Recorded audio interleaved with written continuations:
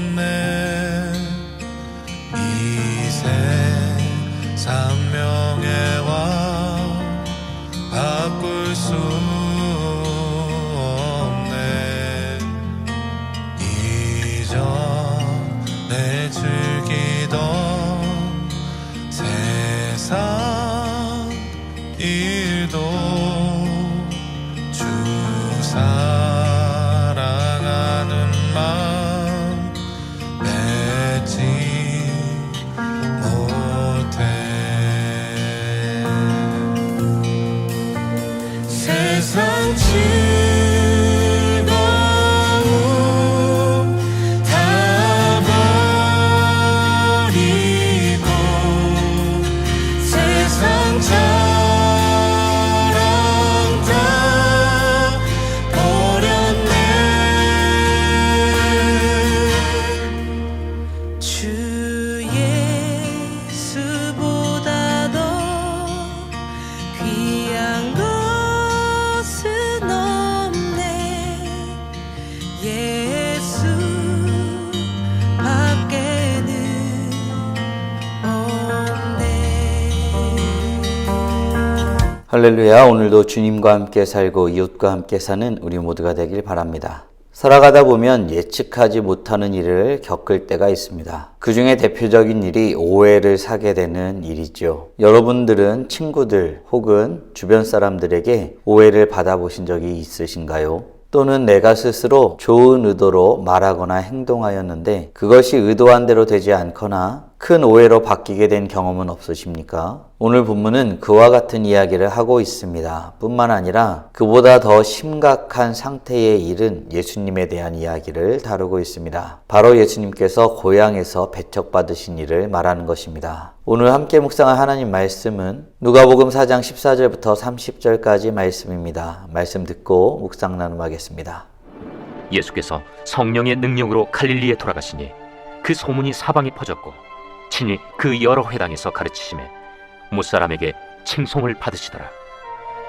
예수께서 그 자라나신 곳 나사렛에 이르사 안식일에 늘 하시던 대로 회당에 들어가사 성경을 읽으려고 서심해 선지자 이사야의 글을 들이거늘 책을 펴서 이렇게 기록된 데를 찾으시니 곧 주의 성령이 내게 임하셨으니 이는 가난한 자에게 복음을 전하게 하시려고 내게 기름을 부으시고 나를 보내사 포로된 자에게 자유를, 눈먼 자에게 다시 보게 함을 전파하며 눌린 자를 자유롭게 하고 주의 은혜의 해를 전파하게 하려 하심이라. 책을 덮어 그 맡은 자에게 주시고 앉으시니 회당에 있는 자들이 다 주목하여 보더라. 이에 예수께서 그들에게 말씀하시되 이 글이 오늘 너희 귀에 응하였느니라.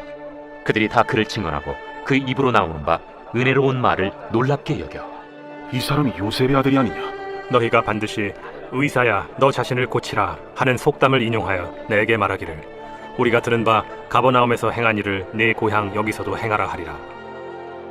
내가 진실로 너희에게 이르노니 선지자가 고향에서는 환영을 받는 자가 없느니라.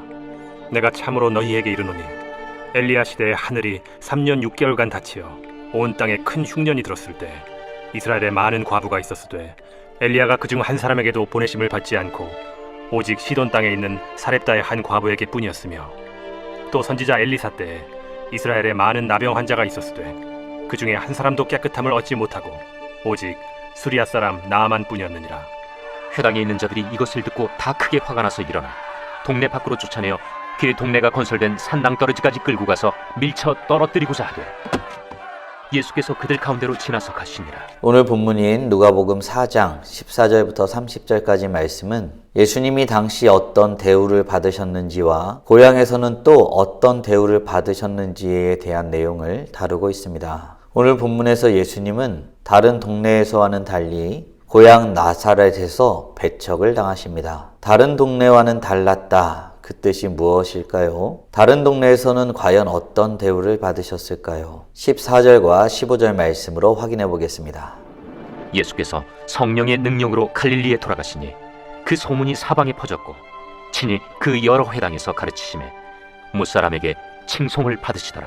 아멘. 예수님께서 공생애를 시작하시기 전에 시험을 받으셨습니다. 성령에게 이끌려 마귀에게 시험을 받으신 것입니다. 예수님은 광야에서 시험을 이기신 후에 성령의 능력으로 갈릴리로 돌아오셨습니다. 예수님이 가르치시는 말씀에는 권세가 있었고 많은 사람들이 그 말씀을 들으며 예수님을 존경하고 칭찬하였습니다. 성경에는 칭송하였다고 말하고 있지요. 사랑하는 성도 여러분, 여기서 우리는 우리 자신을 한번 점검해 보아야 되겠습니다. 우리는 예수님의 가르침을 들을 때 어떤 자세로 듣고 있나요? 예수님의 가르침을 어떻게 듣느냐는 우리 삶에 있어서 굉장히 중요한 문제입니다. 바라기는 우리 모두가 주의 말씀에 귀 기울이며 그 뜻을 헤아려 그에 합당하게 살아가기를 힘쓰는 우리 모두가 되길 간절히 소원합니다. 그런데 이런 대우를 받던 예수님이 고향으로 내려가자 대우는 전혀 달라졌습니다. 그래서 예수님의 말씀을 진지하게 받아들이지 않은 것입니다. 우리가 진리의 말씀을 들을 때에도 마찬가지입니다. 마음을 닫고 편견을 가지면 하나님의 말씀을 제대로 들을 수 없는 법입니다. 예수님은 하나님의 말씀을 있는 그대로 전하시지만 사람들은 받아들이지 않았습니다. 예수님은 회당에 들어가서 이사야의 글을 읽으십니다. 이사야 61장 1절과 2절의 말씀이지요. 그 말씀을 읽은 후 예수님이 어떤 말씀을 하셨을까요? 이 말씀에 사람들은 어떻게 반응하였을까요? 21절 말씀으로 확인해 보겠습니다.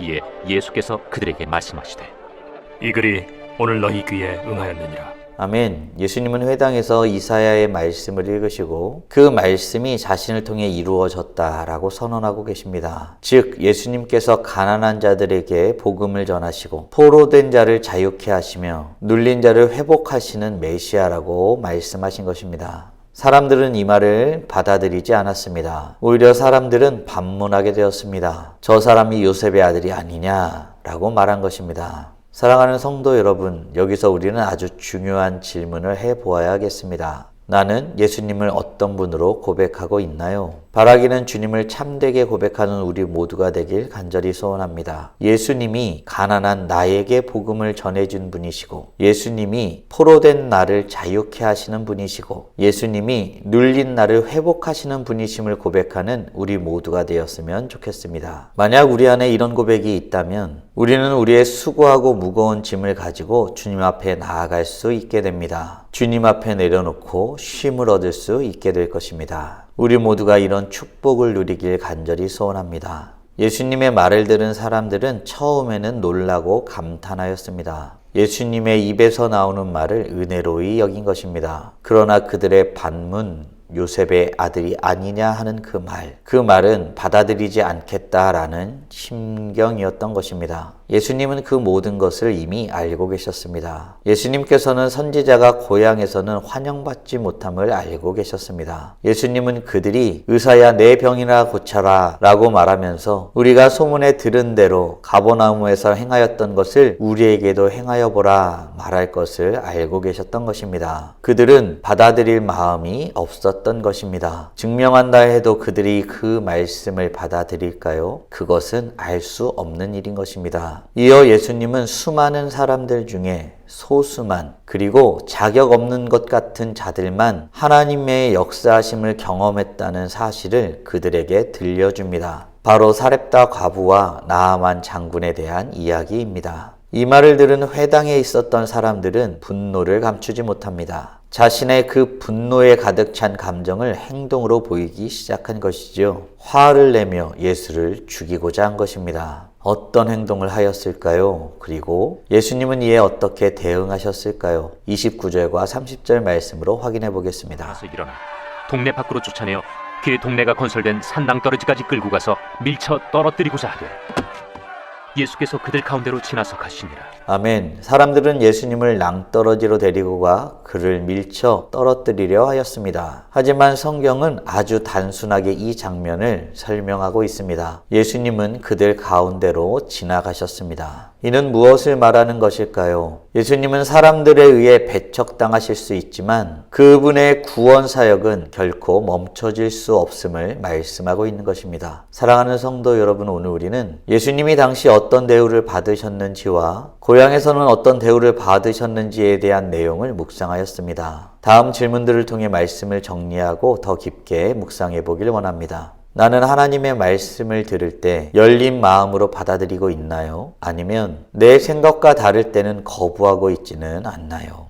아울러 내가 하나님께서 원하시는 삶을 살려고 할 때 주변에서 오해하거나 반대하는 경우가 있나요? 그때 여러분은 어떻게 반응하시나요? 그렇다면 이제 우리는 어떤 모습으로 어떻게 주님 앞에 나아가야 할까요? 바라기는 오늘도 이 말씀을 우리 마음에 새기며 배척받을 수 있으나 구원 사역은 계속됨을 믿으며 예수님을 온전히 고백함으로 나아가 찬란하게 빛나는 복된 하나님의 자녀들 되시길 주님의 이름으로 축원합니다. 다 함께 기도하겠습니다. 살아계신 하나님 감사합니다. 오늘 말씀을 통하여서 예수님이 당시에 어떤 대우를 받으셨는지 그리고 고향에서는 특별히 어떤 대우를 받으셨는지 말씀을 통해서 확인케 하심에 감사드립니다. 예수님은 그 당시에 말씀을 전하시고 많은 사람들에게 칭송을 받았습니다. 그러나 고향에서는 배척받는 모습을 확인하게 되었습니다. 예수님은 그들의 마음을 제대로 알고 있었습니다. 그들에게 기적을 보여준다 하여도 그들은 믿지 않을 것이 불보듯 뻔합니다. 아버지 하나님, 이 놀라운 사실에 우리 자신을 스스로 내려놓고 진지하게 질문하며 주님 앞에 나아갑니다. 주님이 우리에게 어떤 분이신지 우리가 어떻게 고백하고 있는지 점검하며 나아갑니다. 주님께서 배척받으실 수 있으나 구원 사역은 계속됨을 믿으며 우리도 주님을 전하기에 힘쓰며 살아감으로 찬란하게 빛나는 우리 모두가 될 수 있도록 은혜 내려 주시옵소서. 오늘도 주님과 함께 살고 이웃과 함께 살아 우리의 삶을 통해 하나님 앞에 영광 돌리길 간절히 소원합니다. 우리의 삶의 주인 되신 여호와 하나님 언제나 함께하여 주시옵소서. 이 모든 말씀 우리 주 예수 그리스도의 이름으로 기도드리옵나이다. 아멘.